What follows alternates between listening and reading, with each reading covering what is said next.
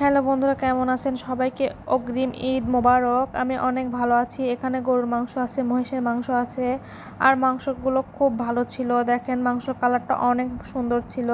এটা ছিল গরুর মাংস। আর মাংসগুলো আমি সুন্দর করে বেছে নেব, সুন্দর করে কেটে নিলাম। নেওয়ার পরে এই যে মহিষের মাংসগুলো, আমি দেখেন মহিষের মাংসগুলো অনেক টাটকা ছিল। আর এখন ফ্রিজে রেখে আসবো এগুলো।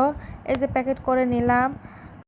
আর ঈদের আগের দিন এগুলো কাজ করলে বেশি ভালো হয়। আর কালকে আমি ভুঁড়ি পরিষ্কার করে রেখে দিয়েছিলাম, ওটা এখন রান্না করব। আর আমার ছেলের কিন্তু এটা ফেভারিট খাবার ছিল। এই যে এখানে আমি তেল দিয়ে দিয়েছি, কাঁচামরিচ, পেঁয়াজ, রসুন এগুলো দিয়ে সুন্দর করে নাড়াচাড়া করে নিচ্ছি।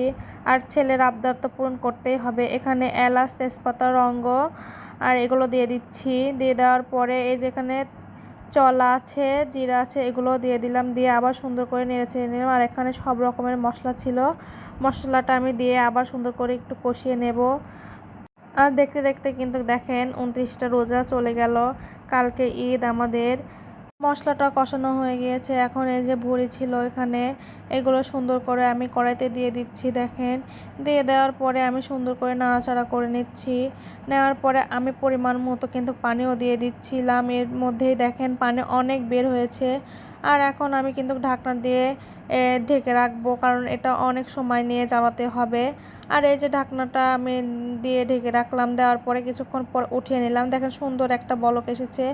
আর একটু নাড়াচাড়া করে নিচ্ছি। এদিকে আবার অনেক কাজ আছে আমার, একটু প্রায় ইফতারির টাইমও হয়ে যাচ্ছে। আর আমার রান্নাটা কেমন হয়েছে সবাই কমেন্টে জানাবেন। আর রান্না শেষ। সবাই ভালো থাকবেন, সুস্থ থাকবেন। খোদা হাফেজ।